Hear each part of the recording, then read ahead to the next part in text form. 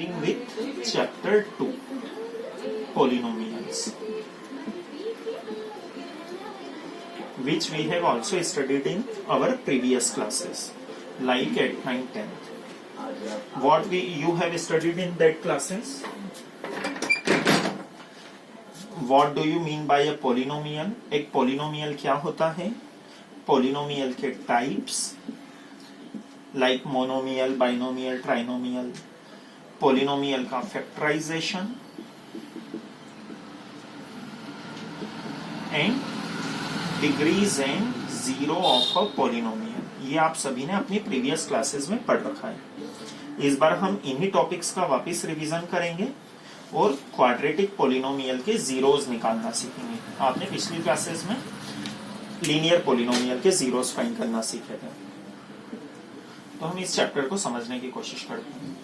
सबसे पहले हम लास्ट क्लास से या क्लास 9th से क्वाड्रेटिक पोलिनोमियल को डिफाइन करते हैं। क्वाड्रेटिक पोलिनोमियल क्या होता है, जो हमने क्लास 9th में भी पढ़ रखा है। वापिस देखते हैं। Quadratic polynomial means any polynomial of the form ax² plus bx plus c where a not equals to 0। इस टर्म को बिल्कुल ध्यान से समझना। where a is not equals to 0 is called a quadratic polynomial। अब बेटा अगर a 0 रख दूंगा मैं, मान लो मैंने अगर a की प्लेस पे 0 रख दिया, तो ये क्या बन जाएगा? 0x² plus bx plus c। अब 0 का इंटू किसी में भी करेंगे तो वो क्या हो जाएगा? 0। तो ये मेरे पास क्या रह जाएगा? bx plus c। Is it a quadratic polynomial? No, ये तो एक लीनियर पोलिनोमियल बन गया। इसलिए क्वाड्रेटिक पोलिनोमियल में x² का कोफिशिएंट कभी भी 0 नहीं हो सकता। क्लियर है?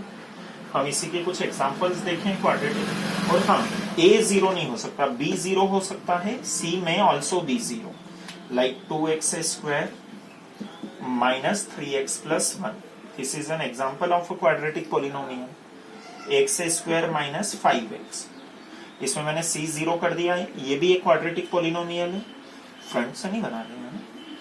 x² minus 3 is also a quadratic polynomial. तो ये हमारे सामने कुछ एग्जांपल्स हैं क्वाड्रेटिक पोलिनोमियल। अब हमें इस बारे में वापस फैक्टराइज करना सीखना है और हम क्वाड्रेटिक पोलिनोमियल के जीरोस फाइंड करना सीखेंगे। तो इसके लिए हम पहले फैक्टराइजेशन को ध्यान से समझते हैं। फैक्टराइजेशन क्या होता है?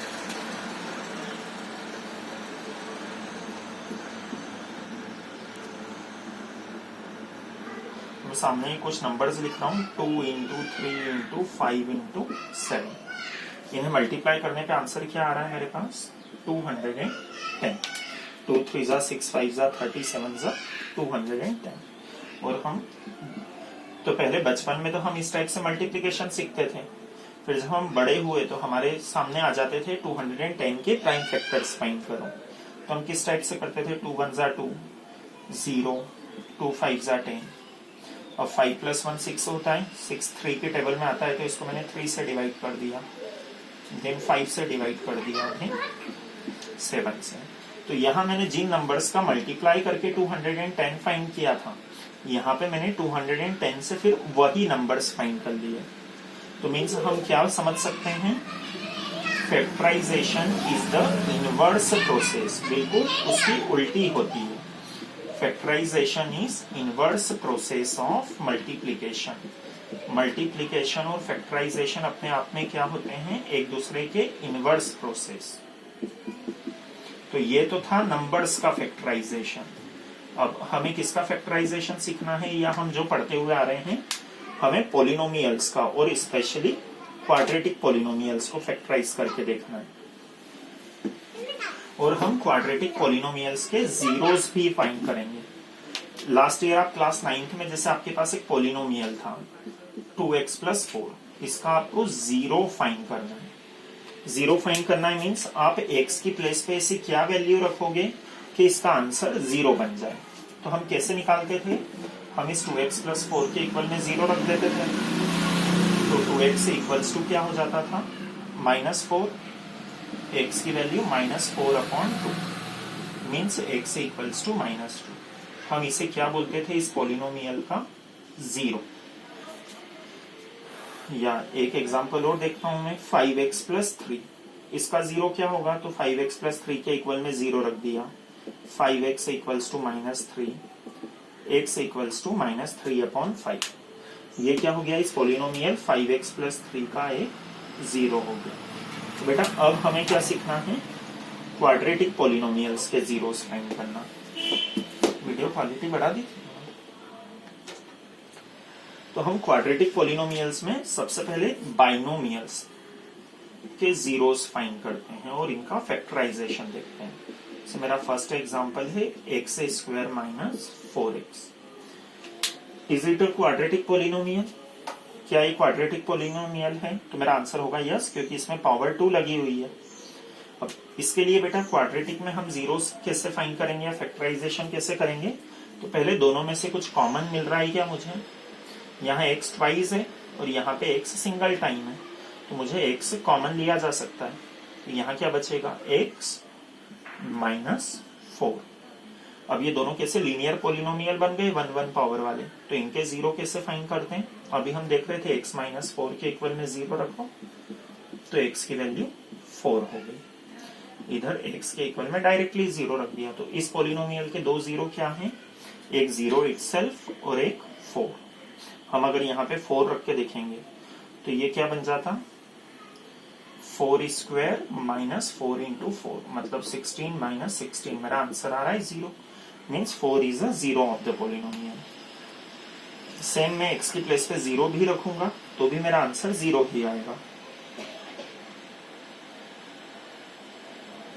इसी टाइप का एक और एग्जांपल,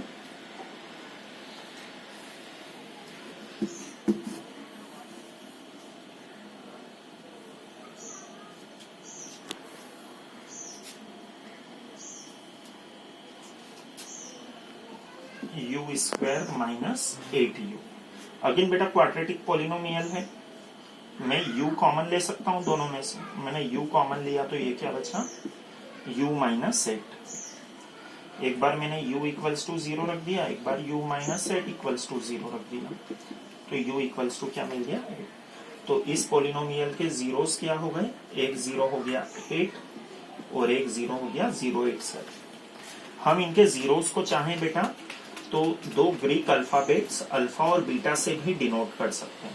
मतलब मैं किसी एक वैल्यू को अल्फा के इक्वल लिख दूं और किसी एक वैल्यू को बीटा के इक्वल लिख दूं। तो अल्फा की वैल्यू हो गई 0, बीटा की वैल्यू हो गई 8। या मैं चाहूं तो अल्फा की वैल्यू को 8 लिख दूं एंड बीटा की वैल्यू को 0 लिख दूं। तो हम क्वाड्रेटिक पॉलिनोमियल के जब दो जीरो फाइंड होते हैं तो किसी एक जीरो को अल्फा से डिनोट करते हैं और एक जीरो को बीटा से डिनोट करते हैं। अभी ये मैंने कौन से पॉलिनोमियल्स लिए थे, बाइनोमियल, मींस दो टर्म थी और हमने पहली कोशिश क्या करी थी कि इन दोनों में से कुछ कॉमन मिल जाए। अब हम ऐसा पॉलिनोमियल लेते हैं जिसमें मुझे कुछ कॉमन नहीं मिलेगा, लाइक t² माइनस 9। पिछले में तो अगर t यहाँ t² आ रहा था तो इधर भी t वाली टर्म थी, इसमें क्या हो रहा है, यहाँ t वाली टर्म नहीं है। बेटा ऐसे पॉलिनोमियल्स में हम a² minus b² identity apply करेंगे, जो कि क्या होती है, a minus b a plus b। तो इस आइडेंटिटी के हिसाब से ये क्या बन जाएगा, t² माइनस 9 को लिखा जा सकता है 3²। तो ये क्या हो जाएगा, t माइनस 3 t प्लस 3। हम चाहे तो बिग ब्रैकेट आगे पीछे लिख सकते हैं। बन गए दो लीनियर पॉलिनोमियल। तो एक बार t प्लस 3 इक्वल टू 0 लिखा तो t की वैल्यू -3 हो गई। एक बार t माइनस 3 इक्वल्स टू 0 लिखा तो t की वैल्यू 3 हो गई। तो ये दोनों क्या हो गए, इस पॉलिनोमियल के जीरो। एक को अल्फा से डिनोट कर दो, एक को बीटा से डिनोट कर दो। तो 2 zeros are 3 and -3। ये इसमें आइडेंटिटीज कब अप्लाई होंगी, जब हमें कुछ कॉमन नहीं मिल रहा हो। और हमें कितने कितने जीरोस मिल रहे हैं, हर पॉलिनोमियल के 2। क्यों, क्योंकि यहाँ पे डिग्री 2 है। इसी टाइप का एक और एग्जांपल, x² माइनस 16। 16 किसका स्क्वायर होता है, 4 का। तो हम इसको क्या लिख देंगे, x² minus 4²। then applying the identity a square minus b square which is equals to a minus b a plus b. तो ये क्या बन गया x minus 4 x plus 4. एक बार x minus 4 इक्वल टू 0 तो x इक्वल्स टू 4. एक बार x plus 4 equal to 0 so x equal to minus. इसके बाद चाहो तो अल्फा बीटा से डिनोट कर दो इन्हें.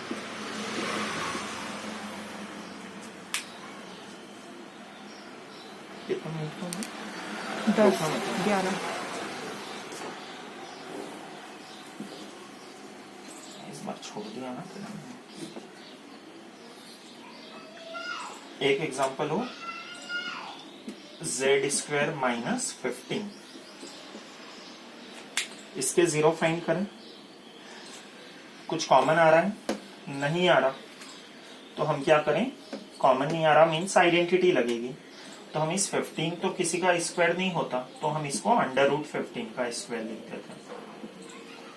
अब ये a square minus B square से क्या हो जाएगा? a minus B a plus B.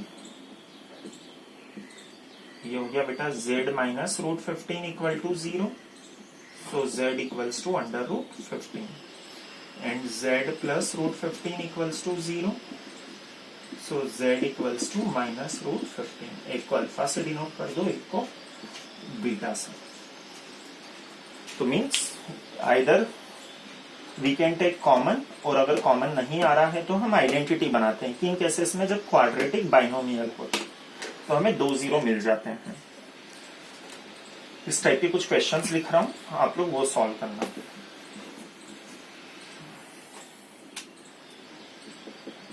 Find the zeros of following quadratic polynomials.